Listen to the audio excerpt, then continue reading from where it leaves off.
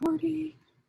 Okay, we are recording, and I would just like to say thank you to everybody who is coming today for the meet and greet with the Laurels of the Kingdom of Artemisia. We have invited some other Laurels. If they come in later, we'll give them a chance to introduce themselves. We are recording this, and it will be posted later, both on the YouTubes and probably the Facebook. So you'll be able to reference this back and forth. Really quickly, I'm going to have my other brethren give a quick hello, my name is so-and-so, and we will just go from there. So, Your Grace, you're first.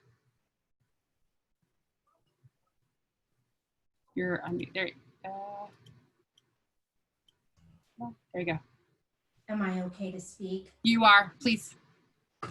Hi, everybody. I think pretty much almost everyone knows me here. My name is Cortland. I have been a Laurel for 20 years on January, I think the 7th of this year. My specialty is costuming. Specifically, I was recognized for later period Elizabethan costuming, but really I'm more into early period Byzantine, dabbling in the Rus, as you can see right now, here and there. But yeah. So that's my jam. Nice to meet everybody. Thank you, Excellency. Or Grace, sorry, Grace, my bad. Excellency Sumaya, that's why. Right next, you're up. So most all of you know, I'm Sumaya. I have been a Laurel for 10 years as of November of last year. My areas of study are embroidery and Ottoman studies, with a touch of Byzantine going on here lately. Nice to influence. Thank you, Your Excellency. Excellency Braden. Hi, I'm Braden. I've been a Laurel for, 17 years, I guess, as of February. And it was a Laurel for music, singing and instrumental. And since then, I've kind of branched out, doing some embroidery, doing a lot of arrow making, a lot of other things. One of the things I've been getting into a lot lately is foodstuffs, and been enjoying the heck out of that. Thank you, Excellency. Excellency Heloise, you're up. Hi, I'm Heloise DeBeck. I've been a Laurel for 20 years as of December of this year. And I specialize in calligraphy and illumination and 14th century costuming. Thank you, Excellency. Sarah, did you pick an alternative title or are you using Mistress? You're up either way. I am using Mistress. All right, Mistress Sarah, it's all you. All right, I'm Mistress Sarah. I am coming up on a year at the end of August. So I'm still the Artemisian baby Laurel for a bit, but my primary focus is early 16th century German clothing. Good job. Excellency Varia.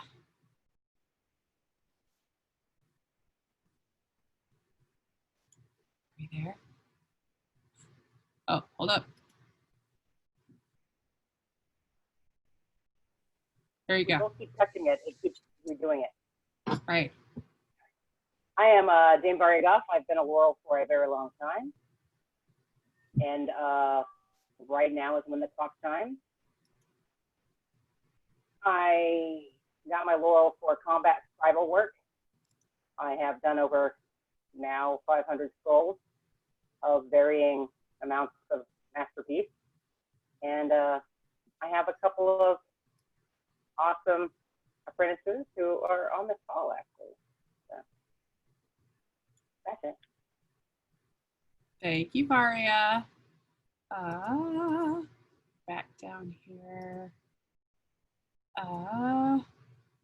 Badoma, you picked an alternative title, right? It is your chance. Yes, I did. I go by the title Matressa. Hold on, let me figure out my video. Good job. There I am. Hi, everyone. I am officially Matressa Marinator. Everybody knows me by Badoma. Came back to this kingdom in September was elevated in August, so also a very, very, very baby. Areas of expertise are embroidery and lace making. Thank you, ma'am. Excellency Pasha.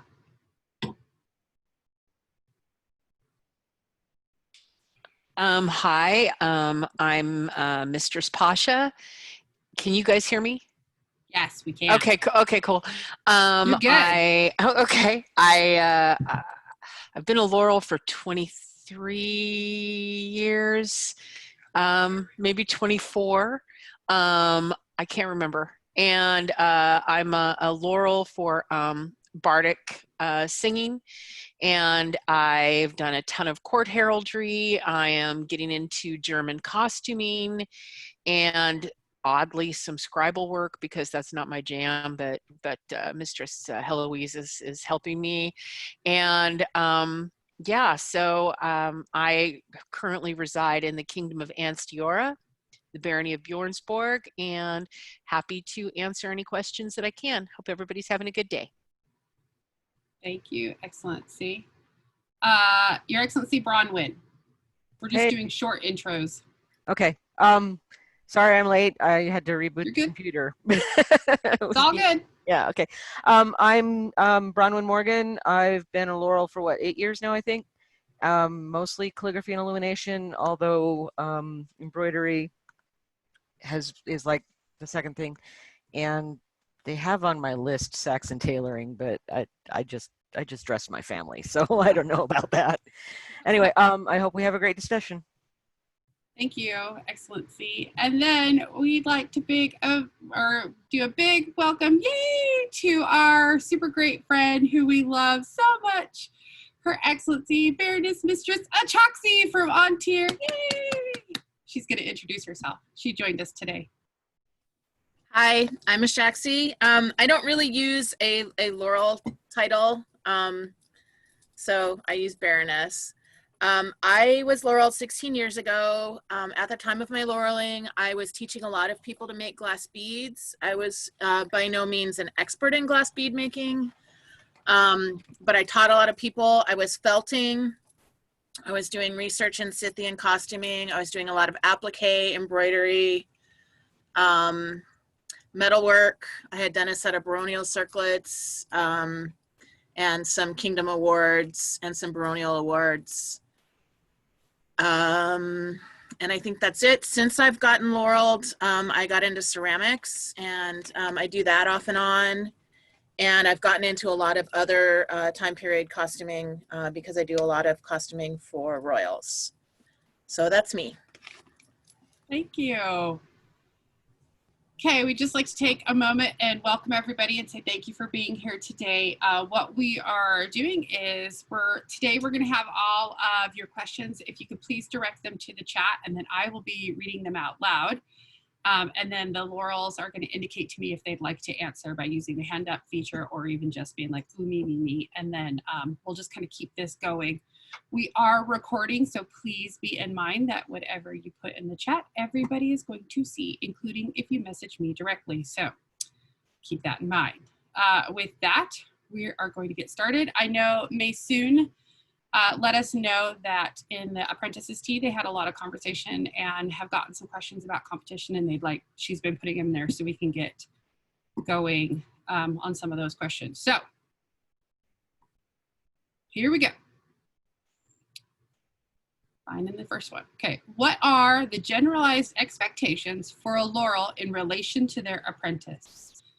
The base level of these are what every Laurel should do. So generalized expectations. Come on, friends.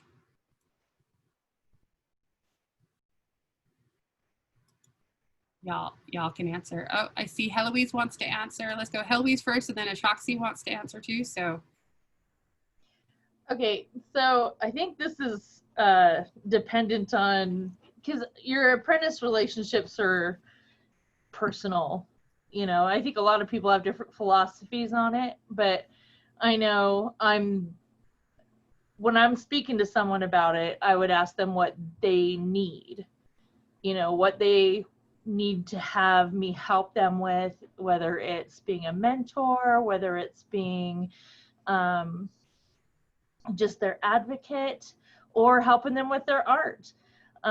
It just depends on what you discussed beforehand, and that's what I encourage everyone to do. If you're going to seek out a Laurel to be an apprentice to, you need to think through what you need out of that relationship and see if that person agrees with that or if they're going to fit that description. Perfect. Thank you, Mistress. Shakshi? Hi. So I agree with that. It's a very, as far as what you need to do to be an apprentice, it's a very personal relationship. I strongly suggest that if you want to pursue a relationship with a peer, you get to know that person and you get to know that their style mixes with yours. Everybody learns in a different way. Everybody functions in a different way. And it's absolutely vital that your peer interfaces with you in a functional way.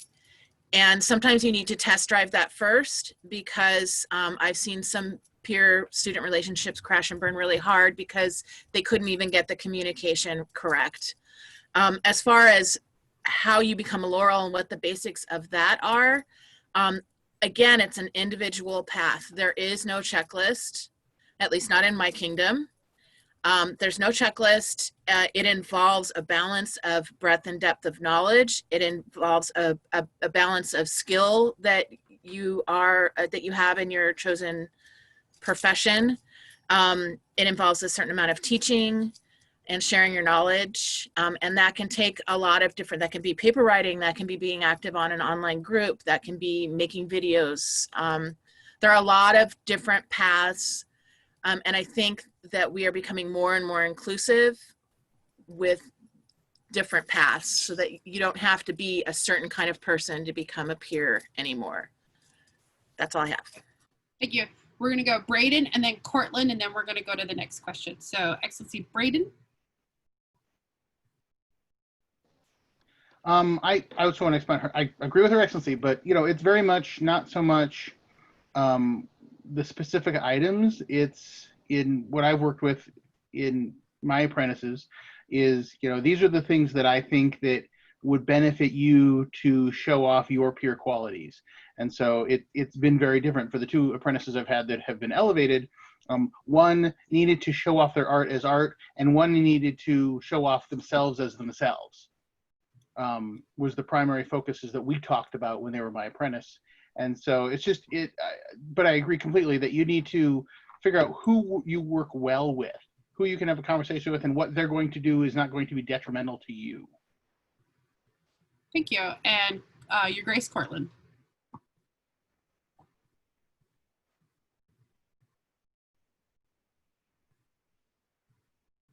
Where'd she go?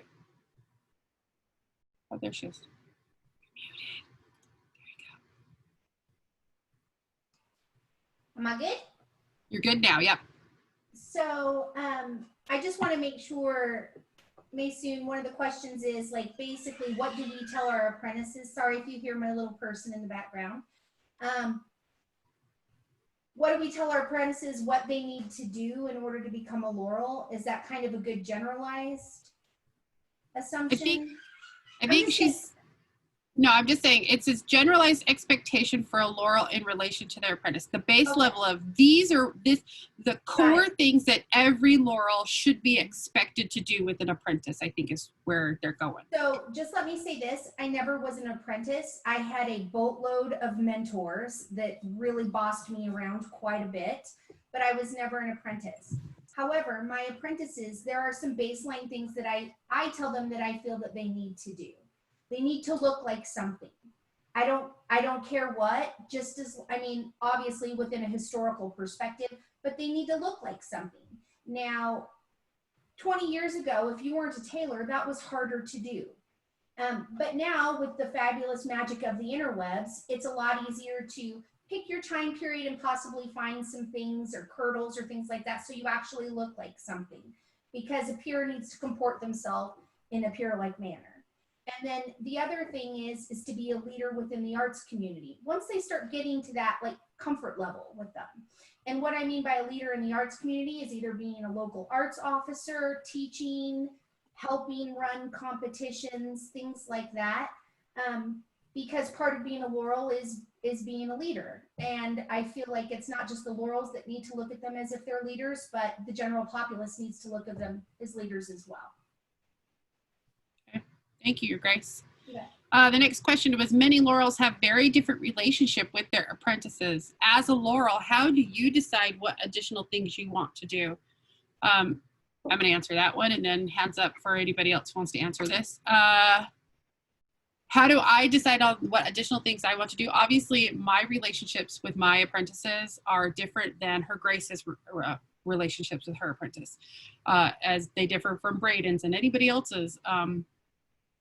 I think for me, it's not a conscious decision. It's more of an organic thing. We kind of just, every relationship is going to differ, even between Prime, Beta, and Trenza. For me, how I interact with you is going to be different than how I would interact with the other one.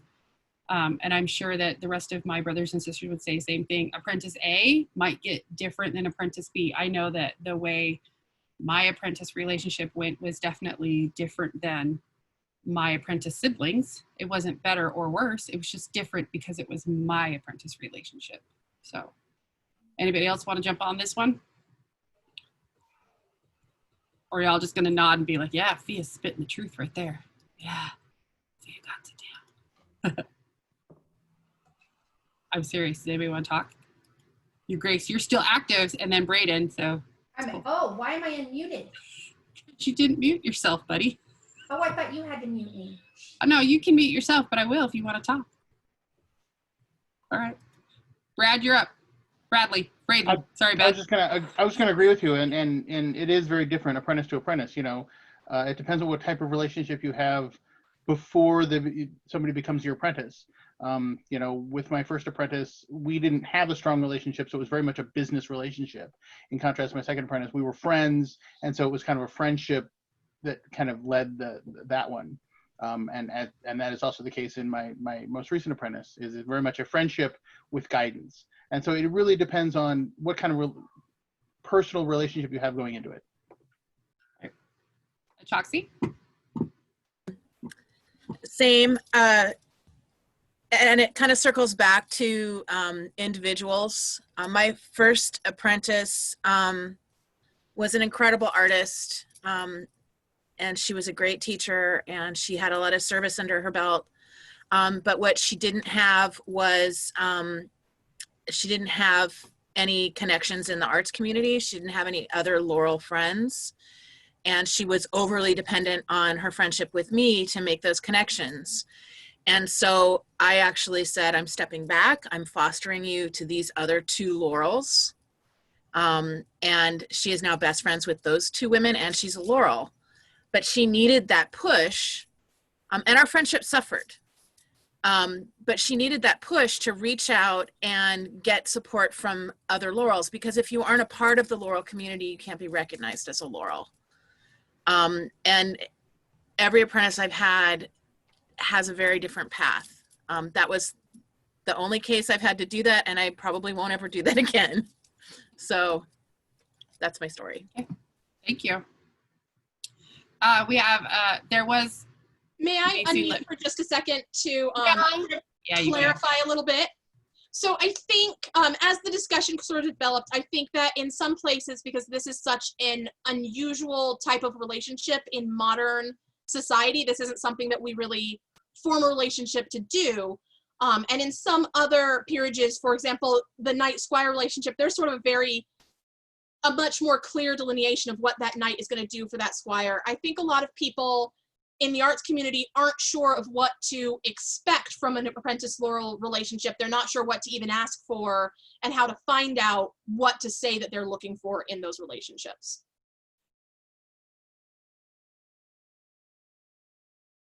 I muted. Anybody want to answer? Cortland?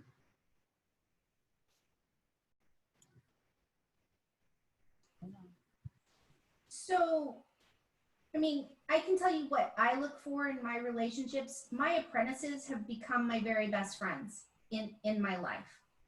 And I don't think if you have, like Her Excellency said, if you don't have a very good relationship with somebody that could possibly be connected to you for 20 years. I have an apprentice who's been my apprentice for almost 20 years. I lied, 15, I was exaggerating. But you have to have that good relationship. It has to be the people that you want to sit and hang out with and eat feast with and drive to events with and talk SCA philosophy and gossip with and all of those things, because it's absolutely, if the SCA is a lifestyle choice for you, it is a life choice with some people. Good answer, Your Grace. We're going to go to Heloise, and then we're going to go to the next question. No, Pasha has had her hand up for like 20. Oh, I am so sorry. Pasha. I'm sorry, my bad. That's okay. I was just going to say that for me, I've only ever had one apprentice. And that worked out pretty well. He did all right. He did all right for himself. He did all right. He did all right for himself.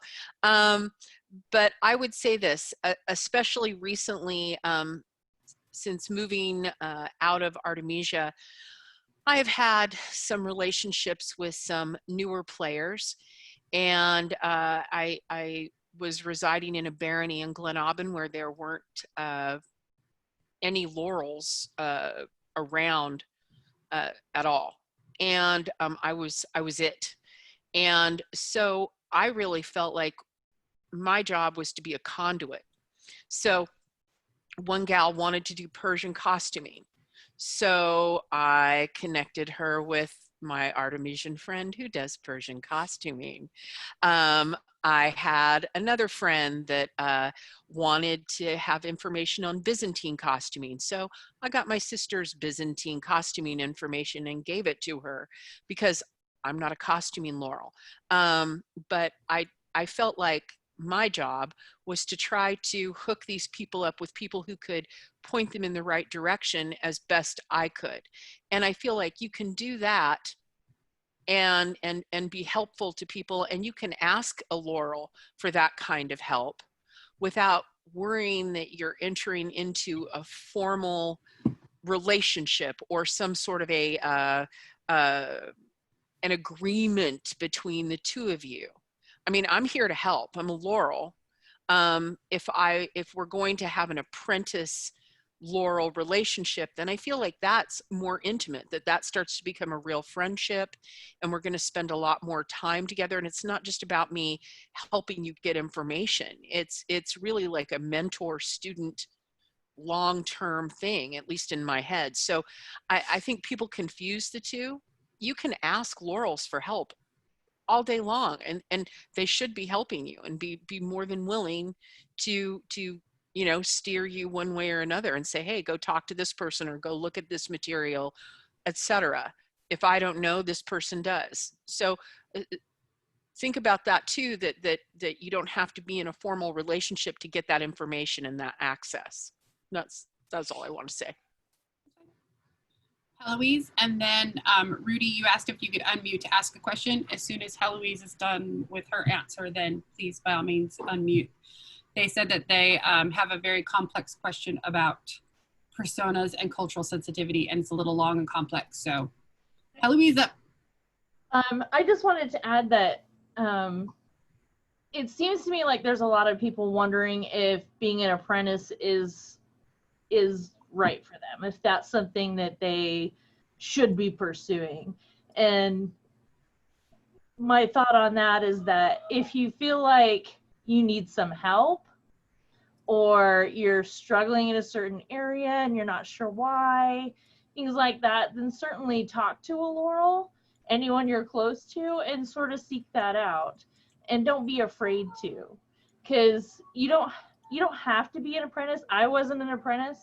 Of course, that was 20 years ago, but I was never an apprentice. I just had a lot of Laurels around me. So honestly, you don't have to be an apprentice, and don't feel like you have to be in order to get a laurel.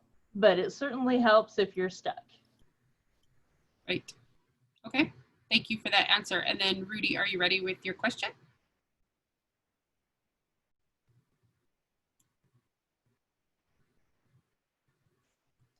Okay, there we go. Can you hear me? There you go. Yes, we can. Okay, so I have been playing a couple years, and my persona is Spanish conquistador in the early 1500s. And that's definitely something that's a little bit complex, I think, morally, because, you know, it shouldn't be a surprise that the conquistadors did a lot of not good things.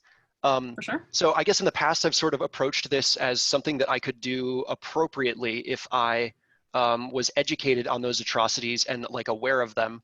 But more recently, I've kind of started to question that. So I'm going to read a couple excerpts from the Wikipedia page on Cortez, or just summarize them. So Cortez's body actually was relocated several times after Mexico's independence in 1823, because it seemed like his body would be desecrated by people who didn't like him. So let's see, when they were finally rediscovered in 1946, there were a bunch of Mexicans who were excited about that, but at least one supporter of an indigenous vision of Mexico, quote, proposed that the remains be publicly burned in front of the statue of Cuauhtemoc and the ashes flung into the air, unquote. And then there's some other issues that have happened with statues more recently. So let's see, in 1981, President Lopez Portillo tried to bring Cortez into the public recognition. First, he made a public copy of the bust of Cortez from a previous artist, blah, blah, blah. Soon, a nationalist group tried to destroy it, so it had to be taken out of the public.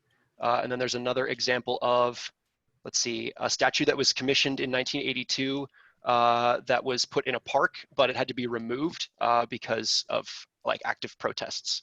So I guess my question is, if these atrocities committed by the Spanish in the New World are on the public conscience in places like Mexico as recently as the 1980s, is it really like ethically responsible of me to have a conquistador persona? Is that like dressing as a Nazi for Halloween, for example? That's a super complex question, and I'm glad you said that rather than type that out, because I would have hated to have to summarize that. Anybody? Braden Bradley. Braden? As a Jewish persona, and you know, it gives me a good perspective on this. So many personas, you know, Knights Templar, that kind of stuff, they weren't exactly kind to the Jews in period, but there's more to a given persona type than just those actions. And it's not the same as dressing up in you know, Third Reich attire, because your goal isn't to recreate that. Your goal is to look at the cultural side of it. At least I think so, unless you're going after kids at the market, then we're going to have conversation. But you know, if you're going to focus on, you know, the attire, the court prerogative, and how they, because the other side of the conquistador side is the top end of the court, the life in the court in Spain, and how to appease that, and focusing on those cultural pieces isn't focusing on the bad things. It's more focusing on how you improve the persona, and don't worry about those parts, because remember, this is the good part of the Middle Ages, as it should have been. And so that's what I would try to focus on. I was gonna say, I agree. Obviously, there are some problematic issues with the time frame that you're looking at. If you approach it from obviously a very well-educated position on it, and try to come from a place of, yes, this is happening, this is how I am dealing with it in my persona, this is how I am choosing to portray it in this way, and also be fully prepared for anybody who might come at you and say this is offensive. And just remember that you don't get to say that they don't have a right to not be offended or anything like that. But you sound like you're pretty well up and up about the pitfalls that may occur with having this choice. Any of my other brethren would like to jump in here? Choxy had her hand up. All right, Choxy's up. I keep going back and forth trying to look at everybody. Choxy? Hi. So I have a counter question for you. What is it about this culture that, what is your goal with this persona? What is it that draws you to this persona? What part of it are you interested in recreating? Because what I'm really hearing from you is that your gut is telling you that this maybe is a shitty thing for you to be recreating and you're not entirely comfortable with it. Pardon my language. And I don't know how deep you're into this persona and how much time, money, art you've invested in it. But if you're hesitant about it, I think maybe it's a good idea to really examine it and examine what your motives are. One of the things that I've talked to people about with cultural appropriation and is it affecting a present day culture? And it sounds like you're afraid it is. And so that's something to consider. And I know that doesn't really answer your question, but I think this is a path, it's an answer that you're gonna have to come up with for yourself and to something that you're gonna have to sit with in your heart and see really how you feel about it. So I guess as a follow-up, I will say that I think one of the things that's most interesting to me about that time period and place is the interactions between people in the Americas and the Spanish and the politics sort of around the conquest. So I guess I'm interested in the political history of that, and the atrocities are part of that. I can't ignore them, or I'm whitewashing history. So I don't know, does that sort of change any of the opinions that have been expressed, or I don't know, thoughts on that?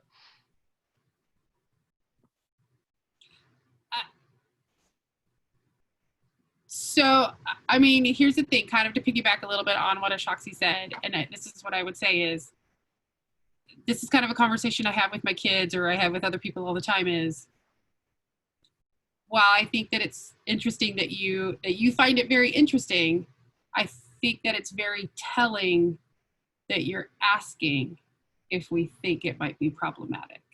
I think you already know that that might be a reaction that you get, and whether or not it would be appropriate. You may have already come to that realization on your own. And we absolutely, as a peerage group, as people here, we can't give you our permission. So kind of you got to make it, like she said, got to weigh those pros and cons and decide if this is kind of where you want to continue, or if it might be a thing that you are curious about and want to research on an academic level, but may not necessarily choose to portray in our game. And Sarah's hands up. And Sarah's hands up. I really had to use the restroom for a second. I had to run real fast. You're fine. But, so anybody who doesn't know, Rudy's actually my ex-roommate back in the shower. Ah, well, that makes sense. No, I'm just kidding. So I just wanted to kind of expand a little bit more on why maybe this is a potential question that's very deep. I had advised him earlier because he has a really deep interest in the Aztecs, and he was thinking about doing an Aztec persona. And so I was a little bit concerned that maybe, you know, a white person portraying, you know, a culture that was very affected by Western Europeans would be a little bit more insensitive. So it kind of opened up a lot of questions there. You know, so I think a lot of it comes down to a respect for Aztec culture, but is it more culturally offensive to portray them, or is it more culturally offensive to portray the oppressor? I'm not really, I'm personally not very clear on that. Well, I think that might be something that we might have to continue to think about and discuss. This could definitely be like a whole class. It's true. It absolutely probably could be a really, It yeah. could I mean, actually fall under DEI office too. yeah. And honestly, I'm having somebody message and say, you know, there's not one answer. It's too complex and involves too many interconnected issues that give like a blanket piece of guidance. And really, that's kind of where it all falls down to. So, but thank you for that question. That was not what we normally get. So thanks for that. Good job, Rudy, for making us all be like, oh, crap, we got to answer that. And really quickly, just want to give a shout out to Mistress Bree from the Outlands for joining us, and also Mistress Agnes from Arnhold for joining us as well. They are here. So just real quickly, just as a reminder, if you are not a Laurel, please turn your video off so that we can make sure that we get the focus on Laurels as you're answering. And as I read the question, Laurels, if you want to answer, please use the hands up feature or try to get my attention. Everybody's streaming across the top of my screen, so I have to keep going back and forth because there's a lot of people in here. So that's good, though. That's good. We're going to move on to the next question. But really, Rudy, thank you for that question. That was a page turner there for a second. How should we know what sort of feedback to seek out from a Laurel in regards to a competition? Not everybody knows or is comfortable going to a Laurel to say, will you help me with this? Will you read my documentation, etc. How should we know what sort of feedback to seek out from a Laurel in regards to a competition?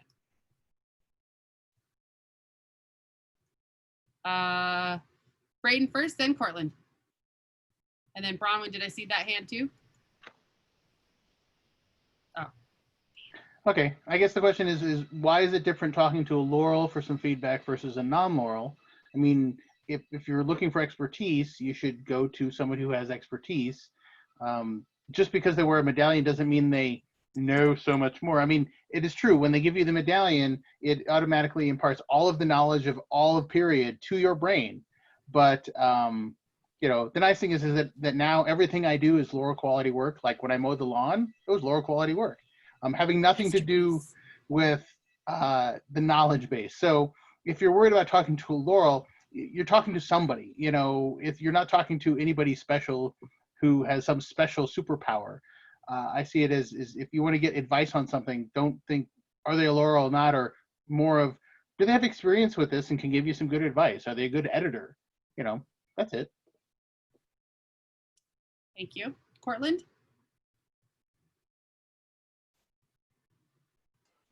I think you were unmuting and I was unmuting at the same time. I wasn't doing nothing at all. Just go. Has drama over the unmute. I would say this, that if you're going to a Laurel for help with a competition, basically that's the question, correct? Or feedback, you have to be prepared for that feedback. One of the very first times I ever entered competition, I gave my stuff to the very famous Agnes of Whitby. And I was prepared for my very good friend to not shred the hell out of my entry. And look at her in her sweet picture. She doesn't look like she would shred it at all. But she redlined stuff. I got it back and it was redlined, and she told me, but I asked for it. You know, it's just like when Duke Sean and Sagan were talking on a training call last night. If you go and you ask Sean, or pick my husband, anybody for help when you're fighting, you expect that fighter to be able to take the hits and take the critique. Same thing with being an artisan and going to a Laurel and saying, help me, look at my entry, what should I do? And now the Laurel also needs to temper it to how they feel you can take it as well. But Agnes didn't temper it. Pasha, I see your hand. And then Bree, right? Bree's after Pasha, and then we're going to go to the next question. And then Sarah. Look at Sarah's like dying. Yeah. I would just say this, like, I think that kind of a critique is really good for you and your growth as an artist, but you really have to be ready to hear it. And everybody that does art is sensitive about their art because it's personal and it's easy to have your feelings hurt. The very first time I entered anything, I had a Laurel, and it was a Laurel's prize tourney, so it wasn't a competition. And I did embroidery, and I'd never done embroidery in my life. And I was really proud of this crazy rabbit I embroidered. And the Laurel came up and looked at it and just shredded me. I didn't embroider for another 5 years. I was like, oh my God, I'm never doing this again. I am clearly not cut out for this.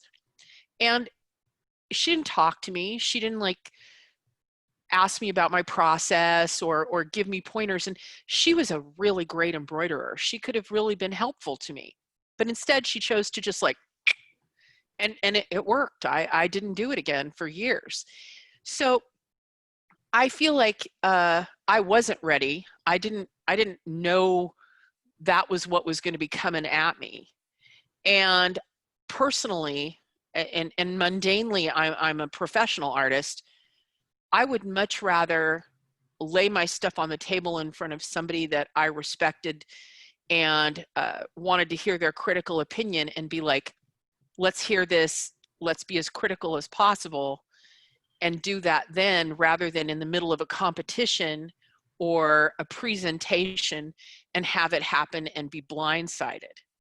I feel like much, much better to take the initiative and to be brave enough to talk to the people that you respect as artists. So that'd be my deal. Okay, thank you, Pasha. Bree, and then Sarah.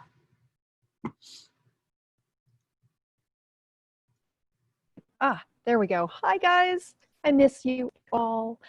Hey, so one of the things that I do with evaluation, because judgy always sounds so, well, judgy.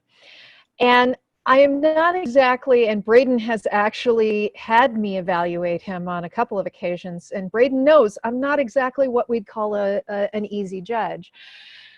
But you think, there are a couple things that you can think about. And one is that people put their heart and soul on that table. They really do. As Pasha said, they put their heart and soul on the table. So one of the things that I end up doing is that I will ask the person that I am evaluating, okay, how do you learn? How do you absorb information? That's a big one. The second one is, how hard on you do you want me to be right now?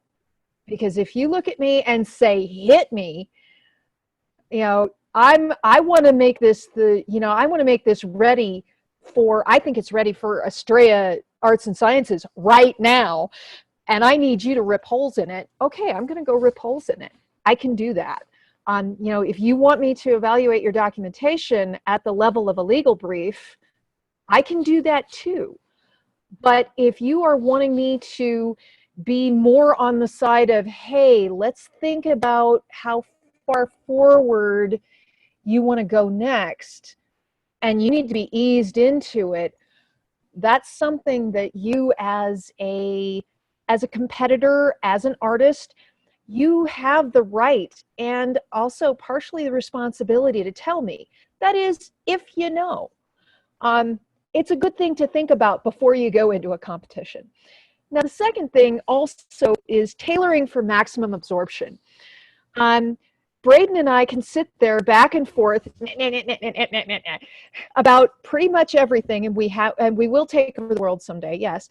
And I will say things differently when I'm evaluating Braden than I will when I'm evaluating Master Graylin or Duke Sean or Sarah.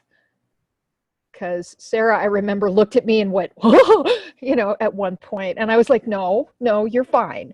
But when we go forward, we can also look and say, okay, so the person in question is going to be scared to death. Let's not scare them to death.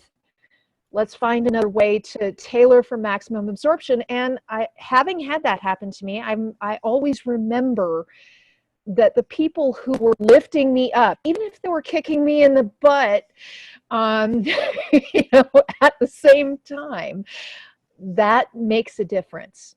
So there's my answer. Thank you. Sarah?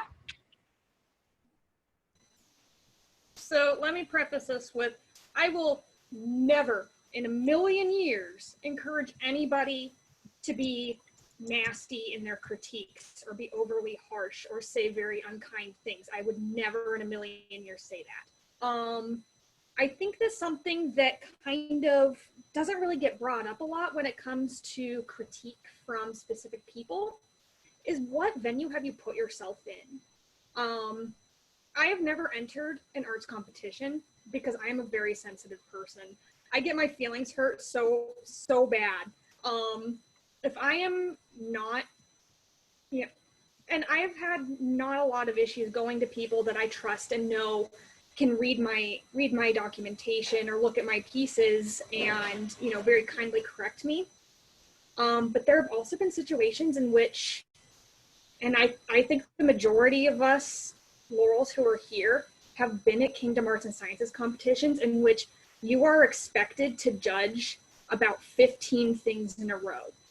Oftentimes it's very difficult to write what you need to say in that short amount of time as you're going boom, boom, boom, boom, boom from project to project. And so if you are willingly putting yourself in a competition setting, you have to be a little bit, I don't want to, it's not okay for people to be harsh with you, but you also have to be willing to take a little bit of critique and not take it too hard to heart. And if you are the kind of person who can't do that, like I'm so sensitive about it, maybe the arts and sciences competitions aren't for you. And there are 100 other ways to get noticed and recognized. And it's something that I personally struggled with. I have a hard time taking criticism in a competition setting. And so you just have to be kind of aware of the situation that you're putting yourself in when you're asking for criticism. So I just want to kind of... Thank you. Nope, that's perfect. I think that that's actually a really good thing to consider, that I believe us as pairs, we're not here to crush your spirit. That's not what we're intending to do. And feedback is hard. Because I'm sure every single one of my brothers and sisters up here can think right now in their brain about the one time they asked somebody for feedback and had their soul ripped out of their body. And you never get over it. And even how many years later, some of you guys who've been Laurels like forever and ever, you still remember. Agnes, I'm looking at you, Whitney. I'm kidding. I'm not really, no. But we've all had that. And so, the other part to remember is, like when Braden was saying earlier, that when you get this medallion, like all the knowledge doesn't suddenly pour into your brain like a font of, well, there can be only one. That doesn't happen to us. So we don't instantly become the best at giving feedback. That is still a learned trait and a skill that we all have to develop as well. So we're... Yeah. Can I Yes. just say something real quick? No. Yeah, you can. I'm sorry. I just don't want anybody to think that Agnes of Whitby is a shredder. Look at her looking at me. She's coming after me now. But Seriously? she's not a shredder. I asked for it. I went to I know. her and I was like, help me. And Yes. that was me teasing. So please understand, she is one of the most kind individuals in my life. She is. And I think to piggyback kind of on that, and also what other people have said, is like, please remember the arena at which you are asking for feedback. Are you going to someone who's your friend and you're saying, hey, look at this cool thing I made. What do you think about it? What do you think is different than, I need to be ready for competition, please help me. So how you ask for feedback sometimes will dictate to us how we give you our feedback too. Okay, Achoxy, really quickly, but before I say yes, hold up. I just want to point out, everybody, it is at the top of the hour and we still have some questions and we have a ton of people in this room. If you want to stay in and keep going, just let me know real quick. If you got like the yes vote, I think everybody should have that, or thumbs up if you're on camera. If you have to leave, I totally understand. We still have questions and I'm willing to host as long as as long as you got questions. I'll probably cut it off at like 7, but if you want to hang out, I got time. So just, I'll keep going. Achoxy, you're up. So I'm coming from a different kingdom's perspective. Our kingdom, especially at the kingdom level ANS, has done a lot of work around judging matrices, around training judges. And one of the, because we've had some really horrible judge and entrant interactions.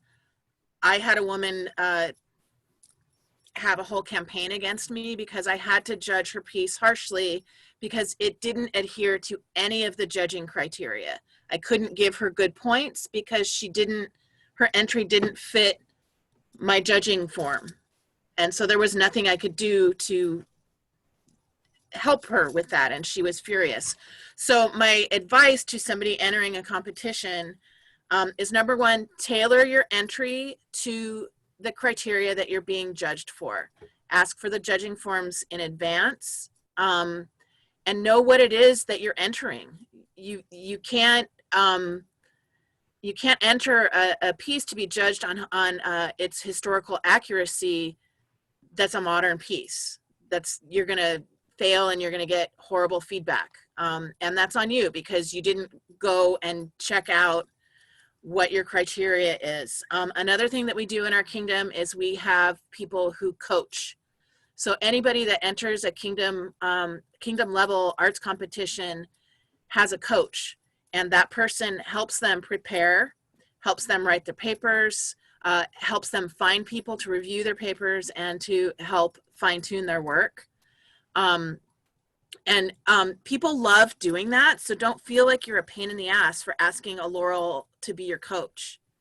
That's something that's fun to do. It's one of the biggest joys in being a Laurel is lifting people up and helping them succeed. And then another thing that we do is we do student judging so that you have the experience of sitting on the other side and judging. And so that you see both sides of it and you know what you're going into on a deeper level. So I'm done. I saw Agnes, you've got your hand up, and then Pasha, and then we'll go to the next question. So Agnes Whippy, you're up. I think Pasha was first. Just answer the question, Agnes, and then Pasha. Okay, I will go before Agnes. Somebody go. I'm going to go because I want to say something about Agnes too. Number one, there is no better Laurel that I know of that I've ever met in any kingdom that knows more about ANS and how to win an ANS than Agnes of Whitby, straight up. So if you really want to go into an ANS and you are wanting to compete, that's your Laurel to talk to. Boom, she's right there. 2, I would say this to those of you who find yourselves floundering in an arts and sciences competition and you don't find that you can pigeonhole your art into a category. That was me. I taught classes and I did research, but my real thing is performing. And so finding venues for that and showing examples of my work that way was really my challenge, and I had to make my venue. And the first Laurel that really recognized that I was doing that was Mistress Laurel, who now resides in Ontier and is a goddess. And she was the very first person that actually recognized I wasn't singing to create ambiance at an event. I actually had all my documentation out in front of me and I was like submitting what I was doing. And so if you find that you're that kind of a person that has to show what you're doing versus submitting it for a competition, talk to Laurels who do that kind of work. They don't have to be doing the same kind of art that you do specifically, but they might be able to help you create a platform. ANS is not the only route to having your art recognized. So I would just say that. And now I will bow to Mistress Agnes, Goddess of Arts and Sciences. Oh, thank you. That was awesome. You are awesome. So one of the things that I would like to say, I'm on a laptop, can you guys hear me? We got you. Awesome. So one of the things that I always did is I always had two proofreaders. I had a proofreader that was very familiar with my work. So who proofread my work just for grammatical accuracy and make sure that I didn't have any grammar errors. I have dyslexia, and so that was key. So that was really important. And the other thing is I always also had another proofreader that didn't know anything about the project at all, to make sure that it made sense. And so I always kept two going at each time. And then eventually the person who didn't know anything about your work would kind of cycle out, because you'd have to go out and find another person who didn't know about your work, but that seemed to work real well.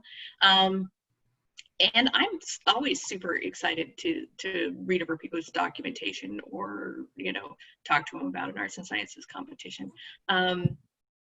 They aren't for everyone, and I don't think that they're necessary. But if you're down for that, and if you're excited about that, then go for it. And I always, probably one of the things that I did is, like with judging sheets, I always tried to read them with, it's hard because they're your babies and your projects, but they're talking about your project, not you. And so even if sometimes they seemed harsh, and sometimes I would go right after the competition, it was like, oh no, wait for this one. This made my eyes bleed. How's that for a comment? To kind of take the sting off and be like with your friends, and share, like, what was your crankiest comment that you got in your documentation. It kind of takes the sting out of it, because, we're not professional judges. No one's a professional judge, and we're all volunteers. And so sometimes you might get a weird comment. But then if kind of like one of the ones, I got like one comment, why did you include a picture of the piece in your documentation, or something like that, or your work in the documentation? And what it was is, it was actually a picture of the extant piece, and then I had a reproduction, and it was like, and I should have written and it was silly, because someone was like, oh, it was that good. It's like, no, they weren't that close. But when people are going through and judging really quick, I learned that, hey, okay, so now I should say, photocopy of the original. So each thing, even if it seems like weird or nitpicky, it's a learning moment. You're like, okay, someone said, what about this, or what about that? Then I just used that. I rolled it to each competition. Like, okay, this documentation is too short. I made it longer. This is too long. I gave them, like a shortened version. In each one, I'd fine tune over time. So anyway, I love reading people's documentation. And sorry, I went all shreddy. All I remember about Cortland's documentation is it had a lovely spiral binding. That's all I remember. Have a good one. Well, keep that in mind, because we do have another question about documentation coming. But Alex has a question he would like to ask out loud. So Alex, go ahead and unmute. Oh, hey guys, my name's Alex. Those of you who've met me will know me as Alric de Champney. I had a question about how things work with knowing when you're ready to compete, kind of idea. So I know this may have already been asked. I came in a little bit late to the party. So I'm an arts and sciences guy / fighter, which is kind of a interesting blend, I'm aware. I like to make all my own armor and all my own. We got that here. It's cool. Yeah, I'm sure.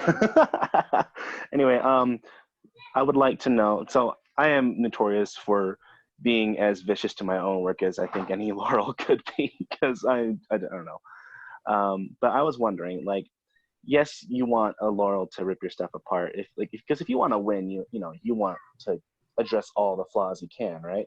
But at the same time, like, at what point do you just say, okay, there's no way I could do better than this, I'm still going to submit it? Like, is there, I'm sure there's not really a threshold for that kind of thing, but maybe what I'm really asking is, how did you guys know when you were ready to compete? Well, I'm going to go first on this one, and I'm going to ask, and then I see Heloise, you got your hand up, and Agnes as well. Why would you think you're not ready to compete? Why would you think you've got to pass a magic threshold? Like, if you've got something, if you feel like you have fine-tuned it, if you've gotten some feedback, if you've gone out to people and said, hey, take a look at this work, like, don't ever let some far off brass rings stop you from competing. We have multiple levels in this kingdom where you can compete in your own local area. You can go to Kingdom Arts and Sciences and enter one piece for commentary only. Don't ever let that hold you back. If you've got something that you poured your heart and soul into and you think you're ready, you put that bad boy in there. Don't let it stop you. Eloise? And then Agnes? I would ask why you want to compete. Is it because you want feedback, or is it because you want to show off the cool thing you did? It just, when I entered, I didn't enter really arts and I entered a little bit before I was a Laurel, but I wanted to win once I became a Laurel, because I was like, I've never done this before, let's do it. And I just kind of did a lot of stuff with entering in mind. And then once I had enough stuff, I entered. And then my goal was to improve my art, because even though I'm a Laurel, I can improve. Everybody can improve. And I always want to know how to improve. And that's, I think, the best way. Even if you get those comments, it's still, oh yeah, I probably could have done that. You know what I mean? And oh, I'll work on that. And even as a Laurel, I'm always improving, always changing things up. And I think that is the best reason to enter a competition. If you just want to show off all the cool stuff you're doing, I think an arts display is way better, just because you get to sit with your things and talk to people about what you're excited about. Those are my very, very favorite way to learn about what an artist is doing, is going to a display and actually talking to them about what they're passionate about, what their process is, what their knowledge level is. So I'm sure to kind of like clarify, I guess that question was kind of vague. I want to compete for a variety of reasons, because one reason is for my capstone project that I'm doing in school, I need an actual venue to display in. So I was going to compete in that. And then I'm super competitive, and I like to, and I don't do sports as a 28-year-old man. So I need to get my competitive outlet somewhere else, right? And then on top of that, I want to become a Laurel really, really bad. And I've been told by multiple people that it's a great way to get your stuff seen, and so you'll be more considered for Laurelship as you get, more accolades, kind of idea. It is indeed one way to get you. I saw like the hands too, like whoa. Okay, really quickly, Heloise, is that you got it? Good. Okay. Heloise, next was Agnes, and then I saw Bree, Sarah, and Bronwyn, and then we're going on. So Agnes, Bree, Sarah, Bronwyn. First, first thing, somebody came up to me and told me to do arts and sciences. I don't know if I was ready. I got my stuff done and I got it out there, and it wasn't perfect, and I got feedback, and I just moved on from there. It is a way to gain renown. It was a way that I found was easier for me, because I was personally quite shy, and so it worked well for me in that venue. May not work well for other people, and there's lots of other things you could do. And so, it's all up to you. And I would say, if you think it's there, run it past some people, compete, understand that you might get feedback and stuff, and then, tweak it and move on from there. That was kind of one of the things I found valuable about competing, is people actually put some comments on my stuff, and I wanted that feedback and I wanted that critique. So I would say go for it, but also find someone who's competed before in the area you are competing. So if that makes any sense. So if you're in a new kingdom, or if you're in a new barony, talk with people that have competed in that area, because each competition is different, and expectations are different. Maybe you need to tweak some things, but that's all I got. Okay. Bree, then Sarah, then Bronwyn. Okay, so I am one of those people, very much like Sarah, where if I actually put my stuff on a table, I am terrified. However, I did learn something very early on, and that was that competing allowed me to do two things, and one of them is defend my work, because you're always going to find these people that you run into when you're doing your art where they look at you and they go, oh, that's not period. And you can go, actually, It is. And here's this source, and here's this source, and here's this process, and blah, blah, blah. And you can actually defend your work just like you would in an academic setting, which, you know, being an academic myself, this is kind of cool. The other thing that I have found out is that another pair of eyes, regardless of how many times you have done the French unibody 1575 bodice, yes, Cortland, we've both done that damn thing to death. And you figure, you know, you put that thing together and then you go, dear God, I should not have used Italian ties on that. The engineering doesn't work. But you don't think about it until somebody else, some other judge who has another set of eyes can actually tell you this. So that's a really cool thing to have happen. It, you know, the feedback gives you what you don't know. And sometimes you don't know what you don't know. And so it gives you that impetus to keep going forward. And Alex, when you're talking about the concept of wanting to be a Laurel, great, cool. What I'm looking for is somebody who wants to attain mastery of their art. And what I mean by mastery is you don't know everything. And you finally figured out that you have you don't know everything about the art that you're practicing. But you want to find all the holes, and you want to fill all the holes, and you want to get the complete picture. And then you want to teach it to everybody else, and then you want to drag them along with you. And that's kind of the rabbit hole that you end up going down. Now, knowing when you're ready to actually compete, I would say now is the time to compete. Provided, I have my own preference. I prefer my stuff to be done. I don't like putting unfinished stuff on a table. That's just my own personal preference. So my personal preference is the item's done, your documentation's done, and you can actually discuss it. That's my answer. Thank you. Sarah and then Bronwyn. I just kind of wanted to speak a little bit more to why I've never entered an arts competition. Also, never. I have a few reasons. The first reason, I am extremely sensitive. Like anybody who knows me knows that I will internalize everything and think about it in 10 years' time and still feel like a terrible human being. But I'm also an incredibly competitive human being. And from my this is going to differ from person to person, but that's not my personal SCA. I like to see the SCA viewed as a group project and not based on solely individual achievement. So for me, knowing that I'm a competitive person, I don't want to lose sight of how my SCA vision and how I want to approach things. So I've entertained the idea of entering. There was one year where I was getting my stuff ready, and then I ended up running the event, and I was like, there's no way that I'm going to be able to do this. And then I was offered my Laurel, and I was like, why do I need to enter a competition? You know, I've shown in a way that I am enough.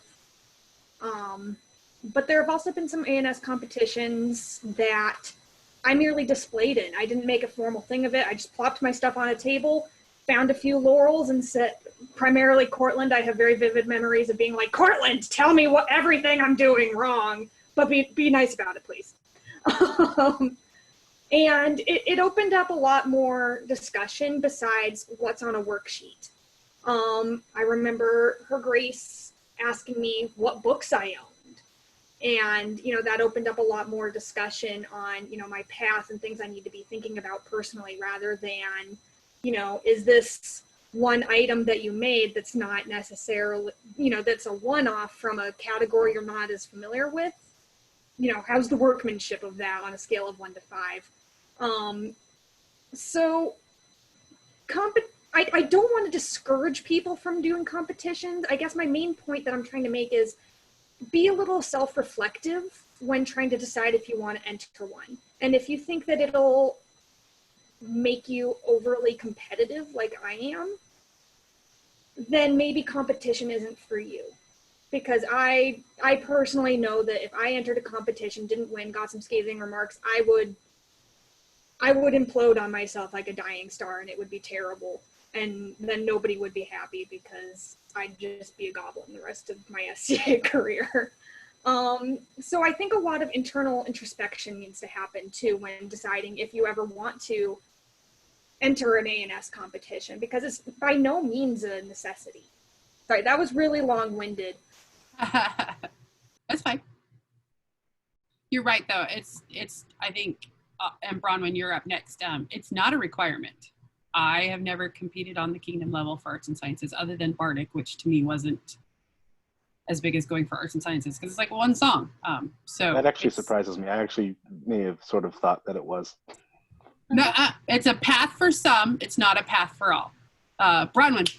Yeah, that was the part that resonated with me was as you're viewing arts and sciences competition as a means to the end goal, which is of course being elevated as a Laurel. So I've been playing for over 30 years now. I have entered 4 baronial competitions and 3 Kingdom Arts and Sciences competitions. And that's it. But what I did do was largesse in the form of scrolls for the awards we give out. And my renown was from doing these scrolls and giving them out and giving them away to the kingdom. And I, for a very long period of time, did not have the time to travel. This last 2 years I have, thank God. But so I was known for my calligraphy and illumination from the top of the kingdom to the bottom of the kingdom, and I very rarely ever left Salt Lake, and I did not compete. So you don't have to look at arts and sciences as the end-all be-all, the only way to get your stuff known out there. Contribute largesse to the kingdom. Contribute, depending on what your art is. I mean, you can also help armor people up if that's what your art is, or you can help cook feasts or perform, or just perform at events because we always need, you know, entertainment while we're doing stuff. Whatever your art is, figure out some way to share that art with everybody, not necessarily in a competition venue. Now, if you want to compete, oh, by all means, go ahead, because, you know, that's another option. Please go ahead and do that if that's what you want to do. But be aware that it is not the only option. Great, I agree. And then really quickly, Vidoma said she would like to offer perspective, and then Atraxi, and then we are going to the next question because we still have like 5 more to go. But apparently, Alex, good job. You and Rudy both. Thanks for those. No, I'm just kidding. Vidoma, you're up. I'll be really quick. I am a person who absolutely loves A&S competitions. I search through groups, I search through events, and I pick an event, I pick a competition I want to because I love them. I love the structure of them because I always look up the judging forms. I always look at what, you know, what's the purpose of the competition? How do some of the projects that I have fit into that? It's helped me stretch beyond what I normally would have done. I looked at different pieces that I normally would not have done, so it stretched the breadth of what I did. And I always went in knowing that somebody was going to say something that I didn't disagree with. And yeah, I would get my feelings hurt. I would read those comments. I also had several, 2 or 3 very trusted friends that I could go to and do the vent after the competition, right? That said, oh yeah, I got this comment, you know, let's fume about it for 30 seconds and then move on, because that's, you know, there is something to learn from those comments, but you sometimes have to have somebody help you see those. That if you want to do competitions, just do them. They are a lot of fun. They can be a lot of fun. I would say don't be afraid of them. Enter them because it's a way to get it's a way to get feedback, and also it's a way to really stretch yourself.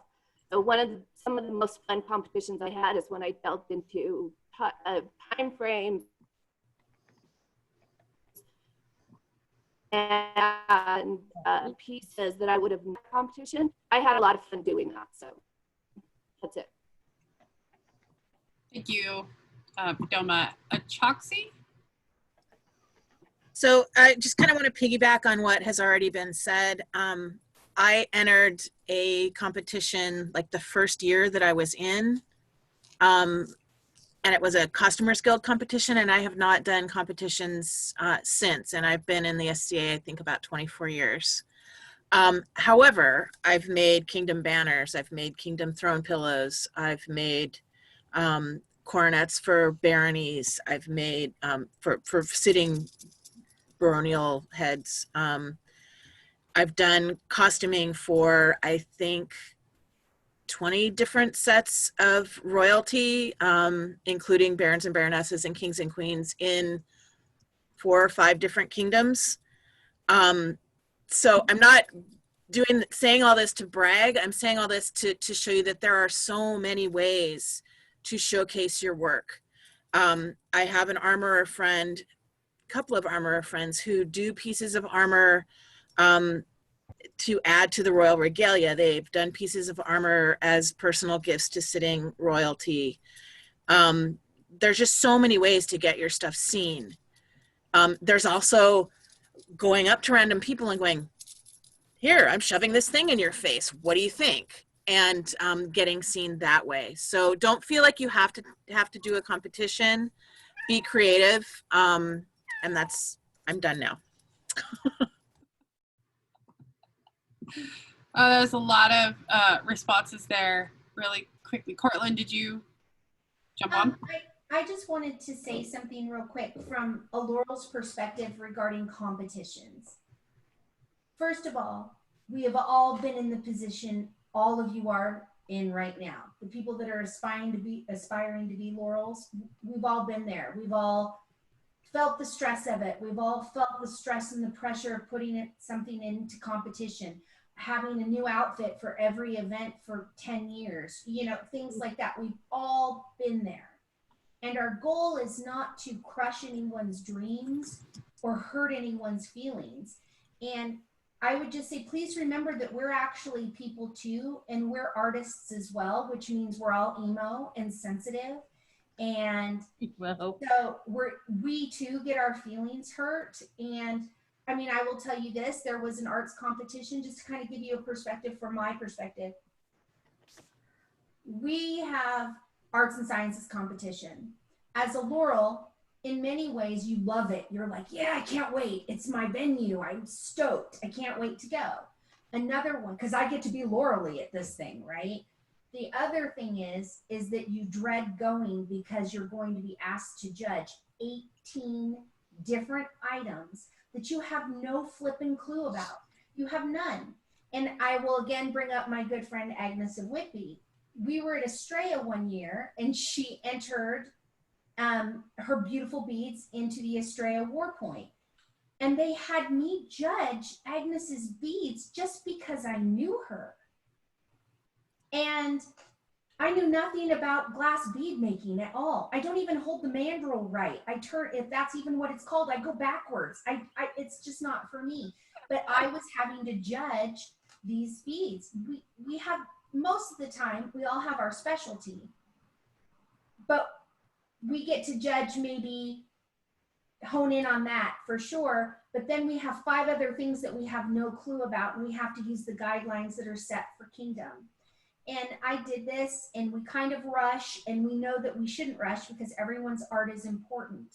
But I rushed, and I said to this person, please see me later so we can talk about your art. And then in turn, that person didn't come see me for 6 months. And at a competition, when I was walking around at a display, I'm sorry, not a competition, they were like, can we talk about what you said on my judging sheets? And it was 6 months ago. And honestly, I couldn't even remember what their entry was at that point because I might have judged a whole bunch of other things in the meantime. So I would just say, A, it's never intentional if we don't remember or we don't. Would you, my sisters and brothers, would you not agree with that? And we really are trying to do the best job we can to give you all the equal amount of attention that we can give you. Can I add something, Fia, really quick? Yes. Okay. The question right here. I know that this is a crazy topic. So good. If you decide to enter at some place like Estrella or Gulf Wars or Penzic or Lilies or Great Western War, so you're entering in a big venue, and there are going to be people from lots of different kingdoms. I entered at Estrella War once for Bardic Point, and I was so excited because Bardic finally came up. And I got knocked down point-wise because one of the judges, who I know who he is, but I'm not going to say his name, he said he didn't like the tone of my voice. The tone of voice you were born with? Correct. It wasn't that I was flat or sharp, or that my documentation was not appropriate. He didn't like the tone of my voice, AKA he didn't like me. It's fine. The point is that this stuff is going to happen to you as an artist. It's going to happen in mundane life. It's going to happen in the SCA. You're going to run into people who are not as nice as they should be. You're going to run into people who are really nice. But what you have to do as an artist is take that and move forward. You can't let that define you. You can't let that stop you from doing what you're loving. You can't let that make you go, oh, okay, well then I must be crap. No, you're not crap. Sometimes people just aren't great. Sometimes people judging don't know what they're doing. Even if somebody is a great armorer, or maybe they're a great costumer, or they're a great cook, they've been corralled into judging Bardic or needlework or who knows what, and they have no idea. And maybe they don't follow the criteria as closely as they should because people are imperfect. So just because somebody's a Laurel doesn't mean they know everything and everything that they say is perfect. So don't take it so hard that you don't move forward with what you're loving doing. And if somebody gives you a really crap review, basically, talk to some other Laurels in your kingdom. We're just people, and we're all artists, and we have all been there. We have all had people cut us down on our work. We've all had people lift us up. Talk to us. We will help you. We will give you encouragement when you need it. We will give you a critique if you need it. But don't let that one person be the definition of what you do, okay? So seriously, I would say that very strongly. That's it. Okay. It is 6:30, so we're going to keep going just a little bit longer. And we have, I'm sorry if we didn't get to all the questions today. This has been really cool, and I'm really glad you guys are all here. And if you want to continue doing things like this, please make sure that you make that known that you want to keep having more Laurel meet and greets and chats and stuff like that, because obviously you can tell all of us members of the Laurel, we like to talk. We like to talk about the arts and sciences, and we like to help you in any way we can. So one of the questions that was asked was, hold up, where is it at? This is actually from our vigilant sister to be, Magdalena asked, what things would you like to see to improve the arts community? So brothers and sisters, what things would you like to see as an improvement in the arts community? Achoxy, is that your hand or is that just the cat? Bronwyn, you're up first. Actually, and then Sarah. Okay, actually, I think that this horrible situation that we're in right now has helped improve the arts community. We're able to take classes from all across the known world right now. When we have time, we're able to set up meetings like this whenever and get feedback from people from all over the known world. And again, and maybe once we're able to go out and be with each other in real space again, we should continue doing what we're doing right now and keep the classes going. This has really been a chance. I mean, if you want to find a silver lining, this is the chance the arts has had to shine. And so there's one thing that is improving. Let's just keep doing what we're doing with the virtual space right now. I agree. Sarah and then Bree. I would like to see a little bit more fostering of building each other up rather than viewing others as a competition. So probably my biggest bit of advice that I would give anybody right now who is an aspiring Laurel is to stop looking at what other people are doing unless it's for inspiration or to tell them that they're doing a great job. Otherwise, just do your thing. You're only in competition with yourself unless you willingly put yourself in an A&S competition. That's a given. But stop looking at other people like they're your enemy and just be more introspective and just look at yourself and what you're doing. Because ultimately, you're only in competition with yourself. Nobody sits there and says, well, so-and-so is doing a really good job with this, but look at what this person's doing. That doesn't happen, like contrary to popular belief. It's only against yourself. So I would like to see a little bit more of like a fostering of good spirit and just happiness. And this person's doing a great job. This person's doing such a good job at this that I want to emulate that a little bit more. I would like to see a little less frenemy behavior. Sarah, do you think that's important, especially for those of you who are apprentices and who are on the path to Laurel? Remember, one of your biggest tenets and goals as a peer is to support and foster the arts. If you are now displaying as someone who's not attained peerage, that's not a skill you have, how can we reasonably expect you to do that when you're a Laurel? If you want to be a Laurel, then act like a Laurel now. Do you know what I mean? Like, we have to encourage, or we should encourage artisans at all times. And like, there may be times where I will look at Sarah and go, girl, what the hell is on your head right now? And I might pull her aside and go, what is this? And then she'll be like, oh, it's blah, blah, blah. And I'll be like, well, I love the color. I'm not really sure about the rest of it, but that's cool. That's cool. I love your curtain hat. It's fine.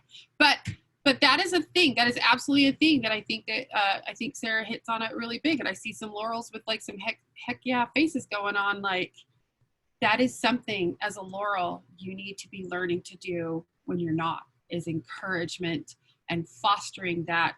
Less frenemies. How are you supporting the other people in your circle? Bree. First of all, testify. Oh, that's why I'm here. Okay, so first of all, in the words of Joel Degrassi, recognition is not a pie. Recognition is not a pie. And so there really is no competition. I know, I'm so emo. It's so crazy. But there is one of the things that I would love to see: context. Context. And what I mean by this, guys, is that, yes, we do these amazing arts. We do these amazing arts. And you know, for instance, I'm just going to take bardic and instrumental music here as an example. Yes, you can put forth something in competition. Yes, you can be, you can be working on period pieces. Hello, Palestrina. That is my jam. However, one of the things that I remember seeing Master Crispin von Bern do, and it was one of the things that he was recognized for, and it's insanely cool, is that he took his idea of period music and said, how would a person in period, for instance, in Bern, Switzerland, I'm a musician, what would I be doing? I would be going around and playing in the court. I would be amusing ladies. I would be playing, command performances. I would be doing those things. I would be functioning as a period music master. I would love to see that. I would love to see more of that. How do you take your art and parlay it into your SCA life? How do you use it to spread joy? How do you use it to make, in the words of Sylvanus the drummer, the backdrop on which we work? I would love to see more of that, because it's awesome, and because you're all awesome, and we can all do awesome things, and it makes the magic every single time we do it. So that's what I have. And yay, Magda! Good question. Anybody else have an answer to that one? Was that good? Good. I think it kind of sums it up. I think we're all there, right? Okay. We had a question about Bug. How do we ask for the kind of critique we want, assuming we're able to discern the best kind of criticism through which we develop? How do we get that form? I might need you to clarify a little bit. Do you mean, like, how do you approach someone and say, don't rip this apart, or hey, will you do this? Or yeah, so that was kind of in reference to both Alex's and a couple other comments. Mm-hmm. And sorry, just one second. You're fine, girl.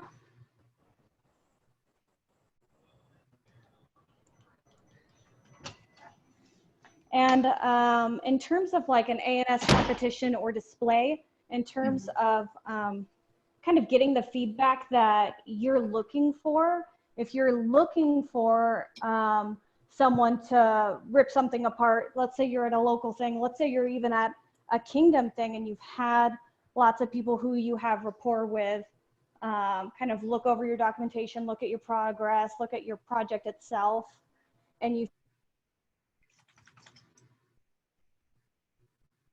oh, did we lose you? like, A little laggy. okay, this is the passion project.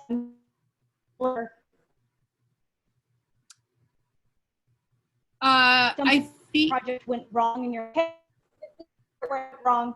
Sorry. You're okay. Go ahead. No, I was gonna say I think okay. And are you good? You're so spotty, honey.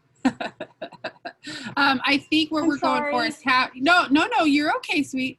Don't even worry about it. I think what you're asking is, how do you approach somebody and say, like, what level of feedback are you looking for, right? Is that what you're at? Like, how do you say to somebody, I don't want you to rip this apart, but I'd like some feedback. I personally, I'm gonna start. Or like this if you have like a specific area. Sure. Okay. I think for me personally,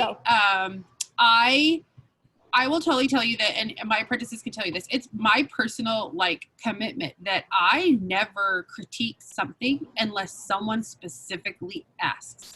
If you, and I'm sure you know this, if you come up and say, Thea, look at this thing I made, I'm going to be 100% like, that is amazing and I love it and this is great. And, or I'll be like, hello, Bodhi. Hello, Bodhi. I'll be like, I think it's fantastic. It's great. I think the biggest thing about asking for the feedback is being very clear with your intent. Very clear with I want to compete with this piece, or I want to get this is my attempt at this. What do you think? I think this part went wrong. How do I fix it in the future? Brothers and sisters, anybody got another answer on that one besides just me and the dog? Because Bodhi apparently is here too. It's not as cute as the cat, but he's here. Bree, got your hand up, I see. Okay, first of all, hi, Bug. Hi. And hi. There are so many of us that love to talk to people about what they're passionate about. And I know that my brothers and sisters out there will agree with me on that one. And what we want to do is lift all y'all up into the light, and do the things that you want to do and to pursue your path the way you want to pursue it.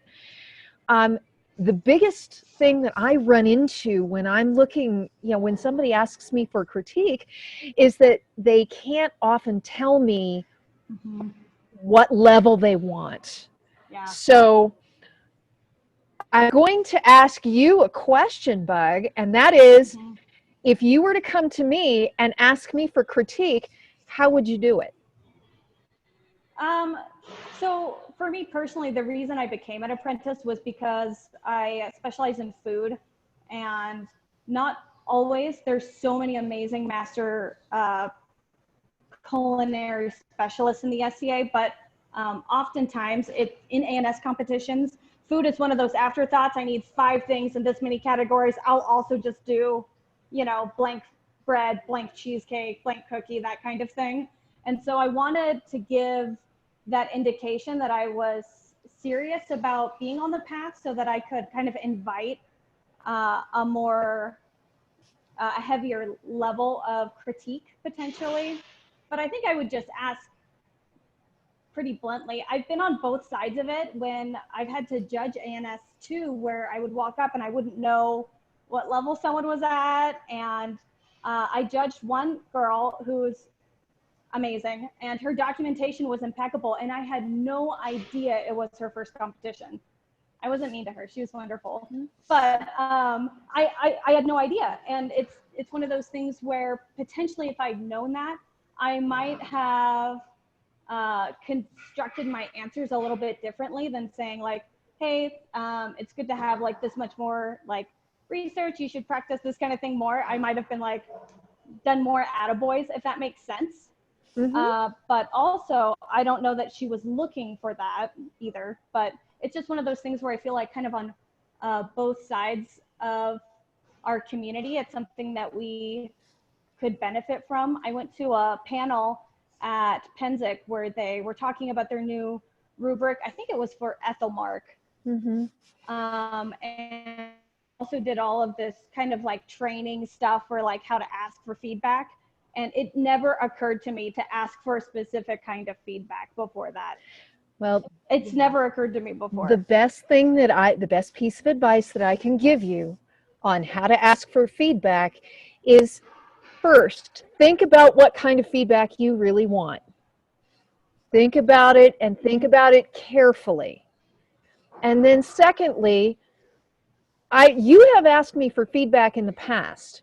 I want you to ask people with the same ease that you ask me, because none of us are going to bite your head off.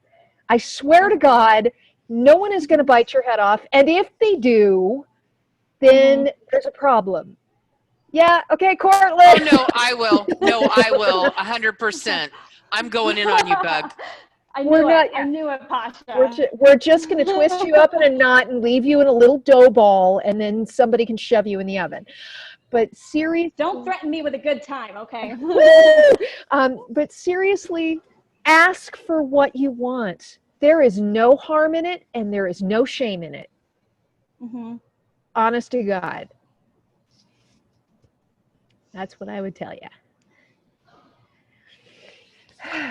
Be implicit with what you're looking for, I think, is probably the biggest thing all of us will tell you. And I think we've said it kind of a couple times before too.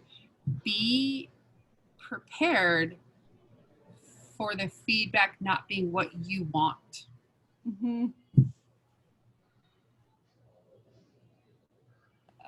Do you know what I mean? Like, be prepared for it not going as well as you hope it to be.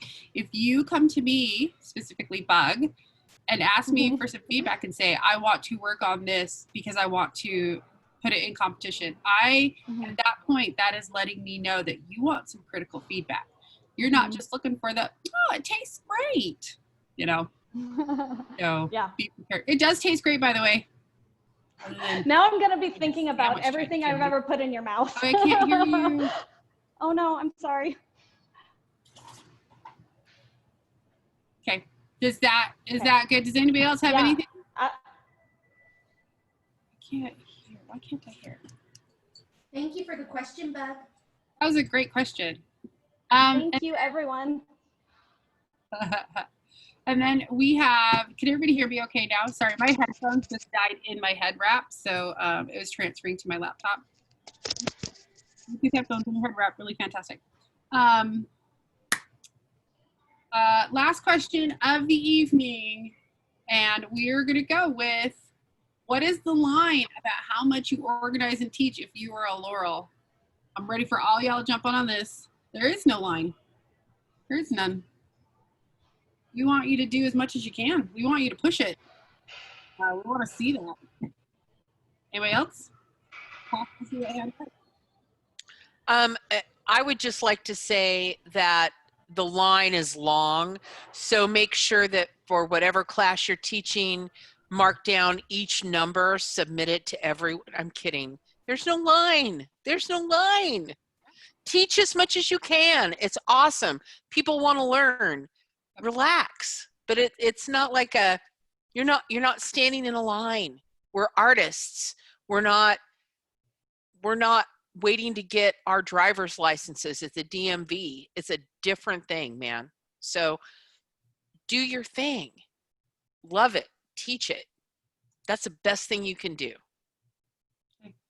Heloise, Bronwyn, Sumaya, then Achoxy. I don't know about a line as far as like a limit to how much you teach. Although I just went through teaching a class and I haven't taught in years because I'm lazy. But I think sharing your passion with other people and showing them how to do it makes it so you have more people doing the thing that you love. So teach as much as you're comfortable with. You don't have to teach in a structured classroom. I didn't do a whole lot of that. I did more come over and we'll do this stuff together sort of teaching. So it doesn't have to be one way of teaching. You don't have to just go on and teach classes that are formal and have handouts and be super organized and all that stuff. You just have to share your love and be a leader in your community. And that's a really good way of showing it. Teaching is showing that you're bringing people along with you. Anyway, that's all I have. Thank you, Heloise. Sumaya, Bronwyn, Achoxy, and Sarah. I would just add to the idea of teaching that when you are teaching, it helps to reinforce what you are learning. And you never know if somebody's going to ask a question in the class, maybe you don't know how to answer it. And it gives you that opportunity to go back and expand on your learning as well. So don't ever think that you know it all, for one, and for two, use it as a tool for you to also learn in return. That's what I would add to what's already been said. Thank you. Thank you, Sumaya. Bronwyn, Achoxy, then Sarah. Okay, so this also falls under this thing of renown. I mean, one of the things we do look for is teaching. So if you're not up for competitions, if you're not up for performances, if you're not up for, teach, by all means teach. And there is no, oh, in order to teach an A&S class at Kingdom A&S, you have to be a Laurel. That's a load of hooey. That is so not correct. And one of the things when you're teaching that I like to see is how much passion you have about your subject, how much you enjoy your subject, how much you enjoy spreading your information around.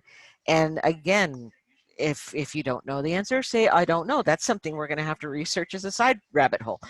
And again, when you're teaching, people will ask you questions and you'll have to go, oh, I'm going to have to go look at that now too. And so just teaching is also important to the society, and you don't have to be a Laurel to do it.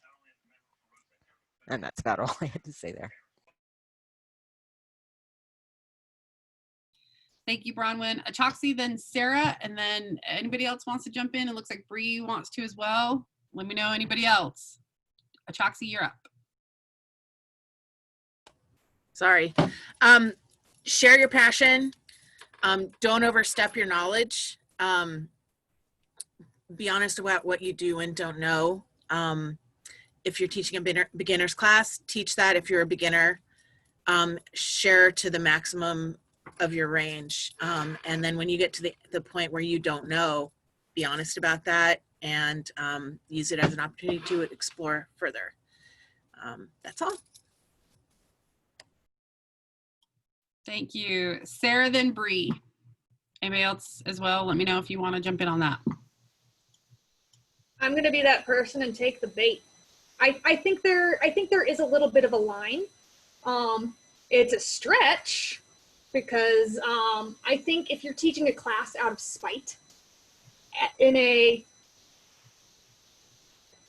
F the Laurels, F this group of people, the SCA sucks, I'm going to teach it the way I want to teach it, that's the line. I think there is a line, and that line is, what are your end goals and motives with teaching this class? If you're just trying to say that you can do something better than everybody else, then I think that would be a line that would be pretty noticeable for people. But I mean, by all means, teach your passion, teach to educate. You know, we are an educational nonprofit society. There's no limit to the amount of classes you can teach in good faith. That's what I will say. Thanks, Sarah. Bree? Cool. I wanted to bring up the fact that there are many different types of classes. For instance, I am not exactly the best person on the planet with public speaking because I manage to say funny things that people remember. They aren't always exactly what I intended in the middle of a class. I work much better in groups of under 10. There are some people who can teach to a 400-person hall. And for those folks who can do it, go you. There are some people who can only teach one-on-one. The idea is, yes, you can teach to a certain extent right up to the limit of your comfort zone, but if it starts causing you to personally shut down, you are no good to the people that you're teaching. So know what your limits are. In regard to, you know, if you can't function in a 400-person hall, you may want to try and get a smaller room. If you know, other things like, hey, make sure that if you're running a workshop all afternoon, also, bring your own snacks and remember that, you know, again, you cannot pour from an empty cup. Take care of yourself while you're teaching. That's a huge line that a lot of people seem to forget, is that I want to pour all this knowledge and I'm so excited and then they pass out. I have seen people pass out in the middle of their own classes. This doesn't help anybody. So that, you know, take care of yourself because then you can impart your knowledge to others. That's all I had. Perfect. Thank you. I feel like, has anybody else got anything they want to add on here at the end? Oh, Cortland, you raising your hand? Girl, get it to it then. Well, first of all, I would just like to thank all of you that came to this. It's really, really good. It makes us more in touch with you guys. And I know that a lot of times we kind of travel in a little Laurel pack. Please understand, we don't mean to. It's just that we've all been playing together for a good amount of time and you feel comfort with your friends. And I know that some people would say, me personally, that I'm grumpy and I'm not approachable. And sometimes I am, I'm not gonna lie. But if you need my help with something, you have a question about something you think that is my expertise, please don't hesitate. Ping me on Facebook, contact me, come up to me at an event, even if I'm sitting with like 8 Laurels and we're all kibitzing about something. Like, part of our job is to be approachable, and I know it's hard, but we also like to talk about ourselves, obviously, and we like to talk about our art. So really any of my brothers and sisters, go up to them and ask them for help if you need help. You don't have to be an apprentice. That's true. That's very true.